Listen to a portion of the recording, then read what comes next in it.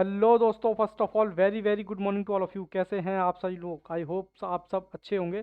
चलिए आज हम स्टार्ट करने वाले हैं अपनी नई जर्नी, जो कि है ऑडिटिंग एंड इंश्योरेंस के साथ।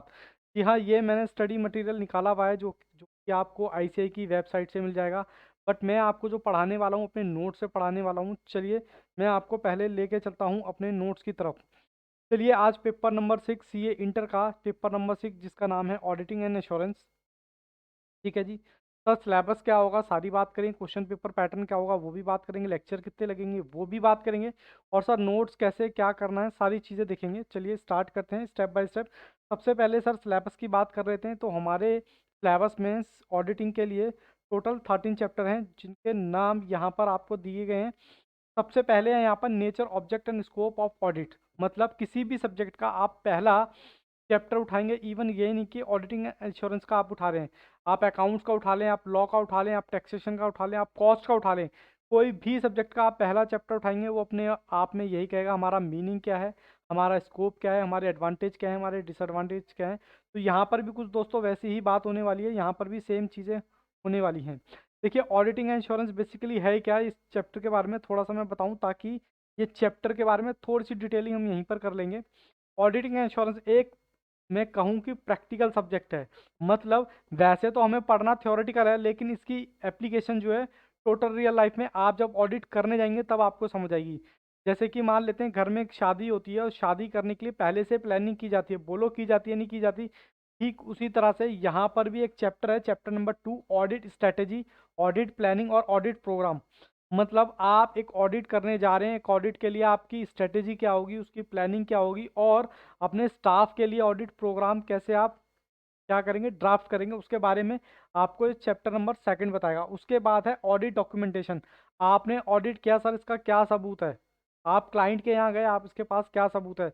साहब कानून के आंखों पर तो पट्टी बंधी होती है, ठीक उसी तरह से यहाँ पर भी ऑडिटिंग के लिए आपको कुछ डॉक्यूमेंट तैयार करने पड़ेंगे कि साहब मैं तो ऑडिट करने गया था, बट मैं वहाँ पर गया था, उसका ये प्रूफ है।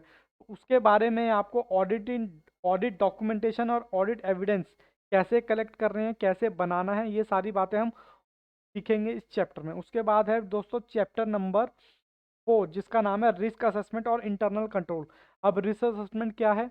रिस्क रिस्क असेसमेंट से मेरा यहाँ पर मतलब है कि हम ऑडिट करेंगे क्लाइंट का, और वहाँ पर उसका एरिया देखेंगे कि कहाँ पर सबसे ज़्यादा रिस्क है, मतलब कहाँ पर ज़्यादा फ्रॉड के चांसेस हो सकते हैं। तो उस एरिया को हम कैसे असेस करेंगे, कैसे ऑडिट करेंगे, इसके बारे में आपको चैप्टर नंबर 4 बताएगा। और इंटरनल कंट्रोल सिस्टम क्या होता है, जैसे कि आपको किसी भी मैं कहूँ कि चोरी हो या किसी प्रिवेंट्स एरर और फ्रॉड को रोकने के लिए लगाए गए कंट्रोल, अब वो क्या होता है पूरी डिटेलिंग हम यहाँ पर देखेंगे। ठीक है जी।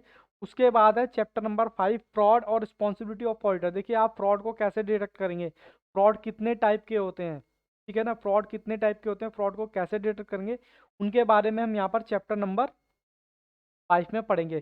फिर बात आती है चैप्टर नंबर 6 की। देखिए क्या लिखा हुआ है दोस्तों, चैप्टर नंबर 6 जिसका नाम है audit in an automatic environment. साहब फ्लिपकार्ट का ऑडिट आप कैसे करेंगे, अमेजोन का ऑडिट आप कैसे करेंगे, और मैं कहूँ तो और जो भी ऑनलाइन हमारी साइट्स हैं उनका ऑडिट आप कैसे करेंगे।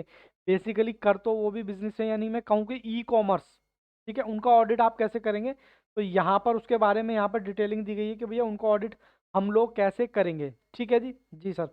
उसके बाद है सर एक चैप्टर है 7th, audit sampling. Audit sampling से मेरा मतलब है कि ऑडिट सैम्पलिंग होता क्या है, थोड़ा सा मैं हिंट आपको देता हूँ। देखो ऑडिट सैम्पलिंग क्या है, जब आप एग्ज़ाम देने जाते हो, पूरे साल पढ़ाई करते हो, पूरे साल मोटी मोटी किताबें पढ़ते हो, और आईसीआई आपसे कुछ क्वेश्चन पूछ के आपको बताता है कि यू आर एलिजिबल और नॉट, मतलब आप क्वालिफाई करने के लिए एलिजिबल हैं या नहीं। बेसिकली वो क्वेश्चन कहाँ से पूछता है, वो सैम्पलिंग बेसिस पे ही पूछ रहा है। मतलब कुछ सैंपल उठा लो क्वेश्चन आंसर के, और उनमें से कुछ पूछ लो, पता चल जाएगा कि भैया इनको आता है या नहीं आता। तो यहाँ पर भी ऑडिटिंग में भी कुछ हम उसी तरीके से टेक्निक को यूज़ करेंगे सैम्पलिंग के बेसिस पे। उसके बाद है एनालिटिकल प्रोसीजर। देखिए हम मजदूर नहीं हैं, हम चार्टर्ड अकाउंटेंट हैं, और हमारा काम है ऑडिट करना। तो हम कुछ शॉर्टकट टेक्निक भी लगाएंगे जिससे हमारा काम थोड़ा आसान और जल्दी हो जाए, जिसको बोला जाता है एनालिटिकल प्रोसीजर। बाकी की डिटेलिंग हम इस चैप्टर में करेंगे। उसके बाद है ऑडिट ऑफ फाइनेंशियल स्टेटमेंट। मतलब बेसिकली यही आपका एरिया है जो टोटली प्रैक्टिकल है। मतलब एक बैलेंस शीट का आप ऑडिट कैसे करेंगे, या बैलेंस शीट का नहीं, बैलेंस शीट में जो आइटम्स हैं उनका ऑडिट आप कैसे करेंगे, तो वो सारी आइटम आपको यहीं पर दिखाई जाएंगी। ठीक है, यानी कि लैंड एंड बिल्डिंग का कैसे करोगे, प्लांट एंड मशीनरी का कैसे करोगे। ठीक है जी, इस तरह की जितनी भी आइटम्स हैं उनका ऑडिट। एक और है, ये आप चैप्टर लॉ में भी पढ़ के आए होगे, बहुत ही इंपॉर्टेंट चैप्टर है, the company audit. Company audit का मतलब कंपनी लॉ के कौन कौन से रूल हैं ऑडिट करते टाइम, मतलब किन किन चीज़ों को हम ध्यान रखेंगे ऑडिट करते टाइम, क्या क्वालिफिकेशन होती है, क्या डिस्क्वालिफिकेशन होती है, क्या नंबरेशन मिलना चाहिए, क्या रेजोल्यूशन पास होना चाहिए, वो सारी डिटेल हम यहाँ पर देखेंगे। फिर उसके बाद चैप्टर नंबर 11 आता है ऑडिट रिपोर्ट। ऑडिट रिपोर्ट का मतलब जिस तरह से आपकी मार्कशीट आती है, जी हाँ, जिस तरह से आपकी मार्कशीट आती है, आपने पूरे साल क्या किया क्या नहीं किया उसके बारे में एक मार्कशीट पे तौर पे आपको सर्टिफिकेट के तौर पे बताया जाता है। तो यहाँ पर भी एक कंपनी का जब हम ऑडिट करते हैं तो उसको साल के एंड में हम उसको एक रिपोर्ट देते हैं कि भैया ये रिपोर्ट है, ये क्वालिफाई रिपोर्ट है, अनमोडिफाई है, मोडिफाई है, सारी डिटेल वहाँ पर देखेंगे। एक और चैप्टर है बैंक ऑडिट। बैंक ऑडिट में आप यही सीखेंगे साहब कि बैंक का ऑडिट आप लोग कैसे करेंगे। ठीक है जी।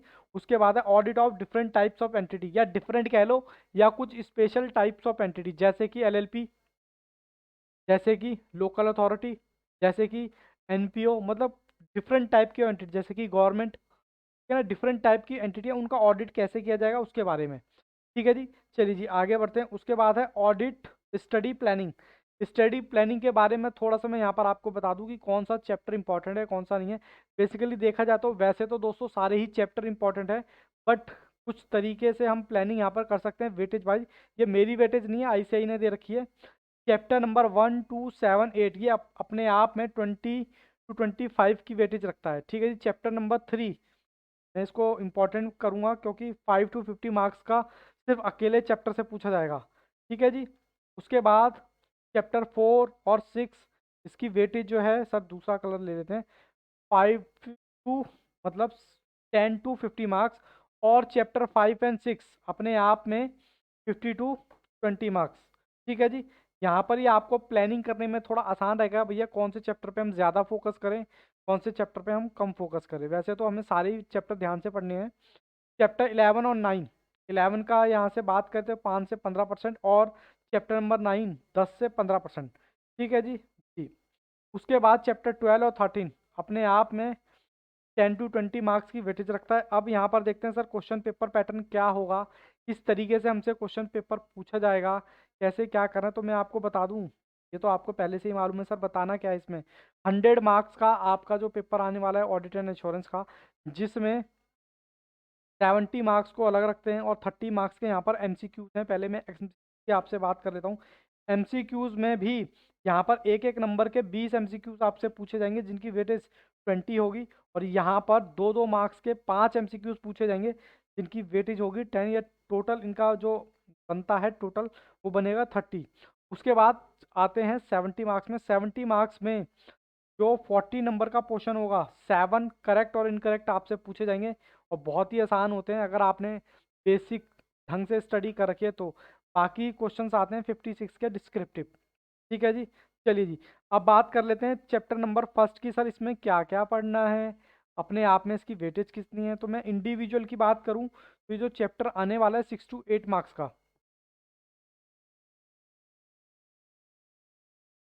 6 to 8 मार्क्स का ये जो चैप्टर है आपका पहला चैप्टर है। और चैप्टर की ओवरव्यू की बात करें तो यहाँ पर हमें क्या क्या सर पढ़ना है। सर हम मीनिंग देखेंगे ऑडिट का, डेफिनेशन में टेंशन नहीं लेना, बहुत डिटेल में देखने वाले हैं। कहता है जर्नल पर्पस क्या है फाइनेंशियल स्टेटमेंट का, यूजर्स कौन होते हैं, ऑब्जेक्ट क्या होता है, ऑडिट का एडवांटेज क्या होते हैं। जैसे कि यही चीज़ें आप कोई भी सब्जेक्ट उठा लो, पहला चैप्टर आपका ये बोलेगा advantage, disadvantage, limitation, etcetera etcetera. Meaning of independent audit, limitations of audit, scope of audit, aspect क्या क्या कवर होते हैं ऑडिट में, एक ऑडिटर की क्वालिटी क्या क्या होनी चाहिए। ठीक है जी। उसके बाद अकाउंटिंग वर्सेस ऑडिटिंग, मतलब अकाउंटिंग और ऑडिटिंग में क्या फ़र्क होते हैं ये हम देखेंगे। ऑडिट और इन्वेस्टिगेशन क्या होते हैं, सेम होते हैं अलग अलग होते हैं, ऑब्वियस सी बात है सेम तो नहीं होते, तभी यहाँ पर अलग अलग दे रखा है। उसके बाद बेसिक प्रिंसिपल्स क्या हैं इसके साथ ऑडिट करने के, basic principle of governing of audit ये भी हम सारा हम देखेंगे। अकाउंटिंग पॉलिसीज और डिस्क्लोजर क्या डिस्क्लोजर्स होते हैं, फंडामेंटल अकाउंटिंग एजम्पशन क्या होती हैं, और फाइनेंशियल रिपोर्टिंग फ्रेमवर्क क्या होता है, ये सारी चीज़ें हम पहले चैप्टर में देखने वाले हैं, क्योंकि ये चैप्टर का ओवरव्यू मैं आपको दे रहा हूँ ताकि आपको पता लग जाए हम किस तरीके से तैयारी करने वाले हैं। मीनिंग ऑफ एश्योरेंस का मीनिंग क्या है वो भी देखेंगे। Concept of true and fair, features of audit एक लास्ट है सर। कुल मिला के हमें इसमें कम से कम 20 पॉइंट्स हमें देखने। टाइप्स ऑफ ऑडिट, तो पहला कंसेप्ट हम स्टार्ट करने वाले हैं, तो मुझे बताइए क्या आप तैयार हैं? हाँ सर हम तैयार हैं। देखिए एक चीज़ और, कोशिश यही कीजिएगा कि नोट्स अपने हाथ से आप बनाइएगा। अगर अपने हाथ से आप बनाएंगे तो ज़्यादा बेटर है। यहाँ पर पहला क्वेश्चन आता है मीनिंग ऑफ ऑडिट, यानी कि मैं बात करूँगा यहाँ पर डेफिनेशन की। तो एक बार डेफिनेशन देखते हैं, और जो जो मैंने अंडरलाइन कर रखा है मतलब वर्ड, उसको हम देखेंगे। तो सबसे पहले मैं ऑडिट की डेफिनेशन स्टार्ट कराने से पहले मैं आपको थोड़ा एग्जाम्पल में लेके चलता हूँ। सर कौन सा एग्जाम्पल? देखिए मैंने अभी ऑडिट स्टार्ट नहीं किया, अभी मैं सिर्फ आपसे बेसिक बातें कर रहा हूँ। बेसिक बातें किस तरीके की कर रहा हूँ, मतलब आपने ये फाउंडेशन से आप आए हो, आप 11th और 12th दोनों ही क्लास पास करके आए हो, तो मैं यहाँ पर आपसे 12th क्लास की थोड़ी सी बात करता हूँ। 12th क्लास में आपने एक चैप्टर पढ़ा था company account, issue of share, बोलो करा था नहीं करा था? और उसके बाद 12th के बाद वो सीए फाउंडेशन में भी आपने किया था। वहाँ पर आप क्या करते थे साहब, एक कंपनी होती थी और वो पैसा लेती थी पब्लिक से। तो यहाँ पर भी वही चीज़ है, लेकिन यहाँ पर कंपनी किसकी है? सीए अजय राठी सर की, जिनके प्लेटफॉर्म से आप ये लेक्चर देख रहे हैं। तो साहब ये पब्लिक है, ये पब्लिक है, ये पब्लिक है। इन्होंने सर की कंपनी में पैसा लगाया। क्या लगाया? पैसा लगाया, या फिर मैं कह लेता हूँ कैपिटल लगाया। इनको हम क्या बोलते हैं? पब्लिक। ठीक है जी। अब ये पब्लिक का पैसा सर के पास आ गया। क्या सर ने पैसा इफेक्टिवली यूज़ किया या नहीं किया? क्या सर ने पैसा इधर उधर तो नहीं कर दिया? तो सर ने कहा साहब मेरे पास, सर बना के लेके आए प्रॉफिट और loss balance sheet, sir check कर लो, और change in equity, cash flow, और सर क्या होता है, और नोट्स टू अकाउंट, यानी ये फाइनेंशियल स्टेटमेंट आ गए आपके। सर लेके आए फाइनेंशियल स्टेटमेंट। मतलब अब ये पब्लिक पूछ रही है, ये पब्लिक क्या पूछ रही है? ये पब्लिक पूछ रही है हम कैसे यकीन, दूसरे कलर से, हम कैसे यकीन यकीन करें कि ये एफएस फाइनेंशियल स्टेटमेंट सही है कि नहीं? बोलिए, मेरी एक बात ध्यान से समझिए। बताइए, ये पब्लिक है, ये सब जानती है, ये बताइए इनका पैसा बिजनेस में लगा हुआ है। और अजय राठी सर जिनकी ये कंपनी है, ये अजय राठिट लिमिटेड, अब ये profit and loss balance sheet वगैरह सब बना के लिया है। मुझे ये बताइए क्या ये इनके फाइनेंशियल स्टेटमेंट भरोसेमंद है, रिलायबल है या नहीं? क्या इन पर भरोसा किया जा सकता है? अगर आप कहेंगे यस भरोसा कर सकता, तो मैं आपसे सिर्फ एक सवाल करूंगा कि ये तो वही बात हो गई कि भैया खुद ही एग्ज़ाम लिख लो और खुद ही चेक कर लो। तो कुछ इस तरीके की बात होगी, यानी कि प्रॉफिट एंड लॉस किसने बनाया? सर ने। तो और चेक भी कौन कर रहा है? सर। तो क्या ये भरोसेमंद है या नहीं? मुझे इस चीज़ का थोड़ा सा जवाब दीजिए। सर ये भरोसेमंद नहीं है, थोड़ा तो डर लगेगा ही लगेगा, ऑब्वियस सी बात है। तो कहने का मतलब यहाँ पर ये है, ये जो प्रॉफिट एंड लॉस है, क्या ये भरोसेमंद है या नहीं? ये ऑडिट की मैंने आपको पहली नीड बताई है रियल लाइफ में। और इसका दूसरा एग्जाम्पल मैं और लेके चलता हूँ। मान लेते हैं ये अजय राठी सर है, ये कहते हैं साहब मुझे लोन की ज़रूरत है। हमने कहा साहब लोन की ज़रूरत है तो आप बैंक जाएं। ठीक है जी। अब बैंक गए जी, बैंक गए, बैंक मैनेजर से बात हुई। इन्होंने पूछा सर क्या क्या डॉक्यूमेंट लगेंगे? बैंक मैनेजर साहब ने स्पष्ट भाषा में कहा कि पहले अपने फाइनेंशियल स्टेटमेंट लेके आओ, वो भी ऑडिट किए हुए। ऑडिट किए हुए। उन्होंने कहा ऑडिट क्या होता है? सर ने कहा ऑडिटेड फाइनेंशियल स्टेटमेंट क्या होता है? इन्होंने सिंपल भाषा में जवाब दिया भैया किसी सीए से ऑडिट करा के लाओ। सर तो खुश हो गए। सर कहते हैं मैं भी सीए हूँ। मतलब मेरी राइटिंग थोड़ी सी गंदी है हिंदी की, बट थोड़ा सा आप प्लीज़ थोड़ा सा देख लीजिएगा। मैं भी सीए हूँ। तो बैंक मैनेजर ने कहा कि मैं भी सीईओ, मैं खुद ऑडिट कर दूं? तो बैंक मैनेजर ने साहब ने क्या कहा, नहीं आपका नहीं चलेगा। सर फिर परेशान हो गए। सर मेरा क्यों नहीं चलेगा, मुझे ये बताइए। मैं सबसे पहले आपको ये बताना चाहता हूँ कि सर के, अजय राठी सर और बैंक मैनेजर सर के बीच में क्या बातें हो रही हैं। सबसे पहले सर ने कहा, अजय राठी सर ने क्या कहा, सर मुझे लोन की ज़रूरत है। स्टेप वन यहाँ से स्टार्ट होता, मुझे लोन की ज़रूरत है। तो हमने कहा साहब बैंक जाइए, क्योंकि लोन का काम तो बैंक ही करता है। तो उसके बाद इन्होंने बैंक मैनेजर से बात की। इन्होंने बोला इन्होंने बोला डॉक्यूमेंट क्या क्या लगेगा? इन्होंने बोला साहब डॉक्यूमेंट छोड़िए, पहले ये बताइए अपने फाइनेंशियल स्टेटमेंट लाइए, वो भी ऑडिट किए हुए। सर ने कहा ऑडिट किए हुए, ऑडिट। फिर सर का दूसरा क्वेश्चन था कि ऑडिट फाइनेंशियल स्टेटमेंट कौन से होते हैं? तो मैनेजर साहब ने देखो क्या लगा, किसी सीए से ऑडिट करा के लाओ। अब सर कहते हैं सीए चार्टेड अकाउंटेंट। सर तो कहते हैं मैं तो खुद ही चार्टेड अकाउंटेंट हूँ। मैं भी सीए हूँ, मैं खुद ऑडिट कर दूं क्या? ऐसा सर ने बोला। नहीं, मैनेजर साहब क्या बोलते हैं, नहीं सर आपका नहीं चलेगा। तो उन्होंने बोला कोई बात नहीं, मेरा नहीं चलेगा। मैनेजर सर मेरा बेटा भी सीए है, मतलब अजय राठी सर का बेटा भी सीए है, उससे करा दूं क्या? तो यहाँ पर उन्होंने बोला नहीं उनका भी नहीं चलेगा। सर फिर परेशान हो गए। कोई बात नहीं सर, मेरा एम्प्लॉय यानी कि नगेंद्र माथुर वो भी चार्टर्ड अकाउंटेंट है, क्या उससे करा दूं क्या? उन्होंने बोला नहीं राठी जी नहीं, किसी इंडिपेंडेंट ऑडिटर से करा के लाओ। अब ये इंडिपेंडेंट का मतलब क्या है?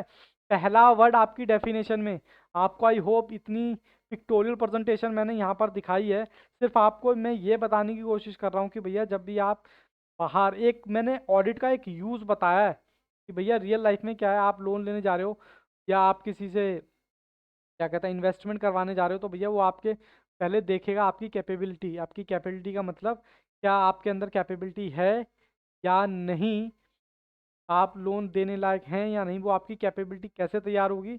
आपके फाइनेंशियल स्टेटमेंट में देख के। और दूसरा, एक मैंने एग्जांपल यहाँ पे ये लिया, क्या लिया सर, कि साहब ये पब्लिक है, ये कहती है हमारा पैसा ऐसे लोगों के हाथों में है, क्या हम उन पर भरोसा कर सकते हैं या नहीं, ताकि बदले में हमें डिविडेंड मिले, हमें प्रॉफिट मिले, हमें बोनस शेयर मिले, हमें फ्री में शेयर मिले, दुनिया भर का टर्म सट्रम हमें मिले। ठीक है जी, तो वही चीज़ है यहाँ पर। आई होप आपको ये एग्जाम्पल पूरा समझ आया होगा। और उन्होंने बोला इंडिपेंडेंट ऑडिटर से करा के लाओ, तो यहाँ पर पहला वर्ड है आपकी डेफिनेशन का इंडिपेंडेंट। तो उन्होंने बोला इंडिपेंडेंट का मतलब, इंडिपेंडेंट का अर्थ कौन से ऑडिटर से होता है, मतलब किससे होता है? तो मैनेजर साहब ने बताया मीनिंग ऑफ इंडिपेंडेंट, इंडिपेंडेंट का मतलब है कलर से, he should not subordinate his judgement, मतलब ऐसे बंदे से ऑडिट करा के लाओ जिस पर आपका इन्फ्लुएंस ना हो, आपका दबाव ना हो, जो ना आपके आगे बिकेगा ना आपके आगे झुकेगा, वो बिल्कुल ही निष्पक्ष होकर आपके फाइनेंशियल स्टेटमेंट का क्या करेगा, ऑडिट करेगा। To will the of other, मतलब जो उसका जजमेंट है वो सबॉर्डिनेट नहीं होना चाहिए। ठीक है। उसके बाद इन्होंने एक और बात कही, he should be free from any interest, मतलब ऑडिटर का किसी भी तरह का कोई भी इंटरेस्ट नहीं होना चाहिए का वो फाइनेंशियल स्टेटमेंट का ऑडिट कर रहा है। जी हाँ, आपने सही पहचाना, मतलब किसी भी तरह का कोई भी इंटरेस्ट नहीं होना चाहिए, तभी इंडिपेंडेंस का पता चलेगा हमें। He should audit the financial statement prepare by the management, कह रहा है वो ऑडिट करेगा लेकिन अनबायस, अनबायस का मतलब होता है निष्पक्ष तरीके से, किसी भी तरह का भेदभाव नहीं होगा। आई होप आपको ये सारी चीज़ें क्लियर हैं। और मैं आपको डेफिनेशन में, पहली डेफिनेशन में आपको लेके चलता हूँ। पहली डेफिनेशन है audit is an independent examination. Independent का मतलब मैंने आपको बता ही दिया है, the judgement of person is not subordinate to विशेष टू अदर पर्सन, मतलब सर का जो जजमेंट है वो सबॉर्डिनेट ना हो, इन्फ्लुएंस ना हो, दबाव ना हो, किसी भी तरह का निष्पक्ष होना चाहिए, किसी भी तरह से उनका इन्फ्लुएंस नहीं होना चाहिए। इन्फ्लुएंस मतलब कंट्रोल नहीं होना चाहिए। एग्जामिनेशन का मतलब मैं आपको बता दूं, या वो एग्जामिनेशन कह लो या चेकिंग कह लो या वेरीफाई कह लो, ठीक है, या फिर वाउचिंग कह लो, सब के मतलब एक है। अगर मैं कहूँ कि सर एग्जामिनेशन, तब सर चेक कर लो। अब एक बात बताओ, इंडिपेंडेंस का मतलब, आप जब छोटे बच्चे थे स्कूल जाते थे, बोलो हाँ के ना, स्कूल जाते थे, वहाँ पर टीचर आपकी कॉपी चेक करता नहीं करता, तो बेसिकली कर क्या रहा था, एग्जामिनेशन, क्या आपने होमवर्क किया है नहीं किया। तो यहाँ पर भी आपको फाइनेंशियल स्टेटमेंट का एग्जामिनेशन करना है, क्या वो ठीक तरह से बने हैं या नहीं। तो आई होप आपको ये दो वर्ड का मतलब आपको समझ आया होगा। कह रहा फाइनेंशियल इन्फॉर्मेशन। अब आप कहोगे फाइनेंशियल इन्फॉर्मेशन क्या होती है, चलिए उसके लिए मैं आपको लेके चलता हूँ फाइनेंशियल इन्फॉर्मेशन। फाइनेंशियल इन्फॉर्मेशन से मेरा मतलब है प्रॉफिट एंड लॉस में जो आइटमें दिखाई गई हैं, लाइक डेप्रिसिएशन, क्या सही से कैलकुलेट हुआ है, क्या क्या एक्चुअल में लगा है, क्या क्या वो एसेट एक्चुअल में है, क्या रेंट आपने एक्चुअल में पेड किया है, क्या क्या कहीं बोकस एक्सपेंस तो नहीं रिकॉर्ड कर लिया, इंश्योरेंस सही में आपने कराया है क्या।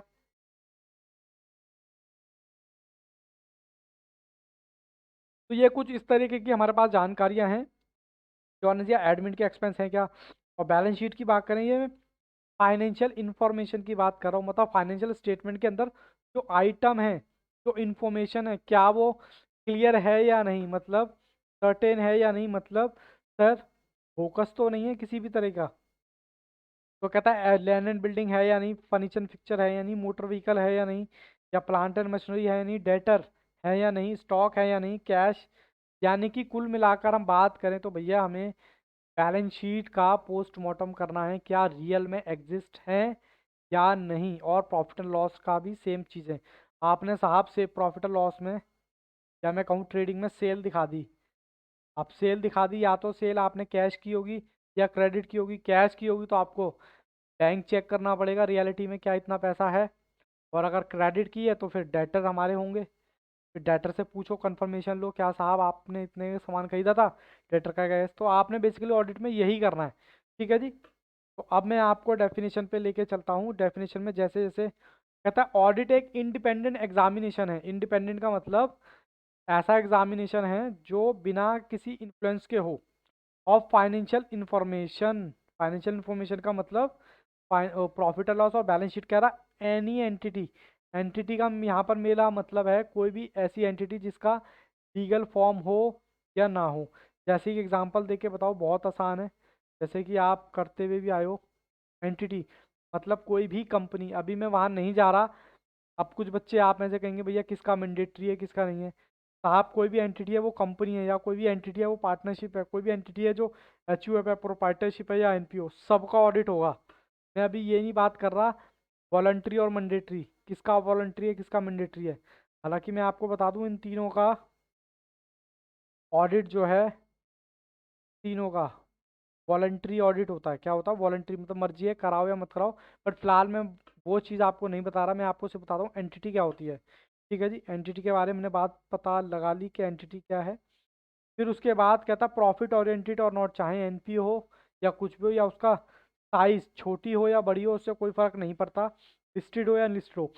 फिर उसके बाद कहता है कि भैया एक्सप्रेस ओपिनियन। एक्सप्रेस ओपिनियन का मतलब उन फाइनेंशियल स्टेटमेंट पर हम क्या देंगे, अपना ओपिनियन देंगे। ओपिनियन मतलब ओपिनियन देंगे अपना रिपोर्ट की फॉर्म में। जैसे कि आपकी मार्कशीट, जी हाँ आपने सही पहचाना, जैसे कि आपकी मार्कशीट, जैसे कि आप पूरे साल स्कूल जाते हैं, एग्ज़ाम देते हैं, सब कुछ करते हैं, लास्ट में एक डॉक्यूमेंट आता है जिसको आप बोलते हो मार्कशीट। वो डॉक्यूमेंट आपकी परफॉर्मेंस इवेल्युएट करता है। ठीक उसी तरह से यहाँ पर ये रिपोर्ट ही एंटिटी की परफॉर्मेंस बताइए। आई होप आपको ये वीडियो अच्छा लगा होगा, या इस वीडियो में मैंने सिर्फ और सिर्फ आपको क्या बताया, सिर्फ डेफिनेशन की डिस्कस की है। और एक बात चीज़ और दोस्तों, यहाँ पर थोड़ा सा ध्यान रखना, जिस पॉइंट को मैं कम टच कर रहा हूँ उसका तो समझ लेना वो एग्जाम के पॉइंट ऑफ व्यू से कम इंपॉर्टेंट है। और जिसको मैं ज़्यादा, देखिए मैं मानता हूँ कि हो सकता है मुझे ज़्यादा नॉलेज ना हो, बट मुझे ये पता है कि एग्जाम में मार्क्स कैसे लाए जा सकते हैं, क्योंकि मैं जानता हूँ कि मेरे से धुरंधर धुरंधर टीचर बैठे हुए हैं। बट मेरी एक छोटा सा कंट्रीब्यूशन है आपके लिए। आप ऑडिट की तैयारी कैसे करें, अपने नोट साथ के साथ बनाएं। ठीक है, और मैं यहाँ पर सारी समरी आपको बना के दूंगा, एग्जाम में कौन कौन से क्वेश्चन पूछे जा रहे हैं, किस पैटर्न पे पूछे जा रहे हैं। ठीक है, और उनकी समरी मैं सारी आपको बना के दूंगा। और कोशिश आप यही कीजिएगा कि आप खुद से अपने नोट्स बनाएं। ठीक है, तो आपके लिए आज का नोट्स क्या है, बस एक बार डेफिनेशन आप खुद से दिखिएगा ऑडिट की क्या है। बाकी आप अपना फीडबैक मुझे ज़रूर दें। All the best, take care, goodbye and good night.